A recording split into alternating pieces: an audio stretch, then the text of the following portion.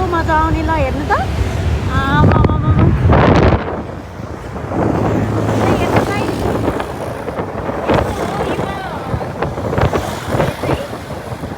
युवा सरकार भयो भने चाहिँ यस्तो राम्रो रोड बन्दो रहेछ है यस्तो राम्रो एकदम परिवर्तन गर्दा हुँदो रहेछ परिवर्तन हुँदो रहेछ चाँडै परिवर्तन हुँदो रहेछ होइन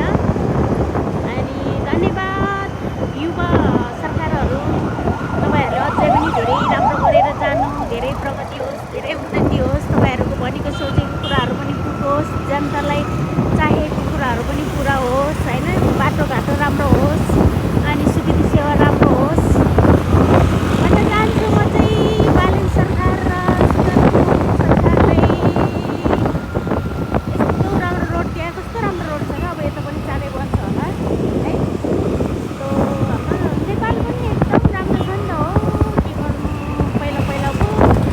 सरकारहरू सबै चोर सरकारहरूले देश बेचेर खाएर अनि अहिले त हाम्रो नयाँ सरकार अब युवा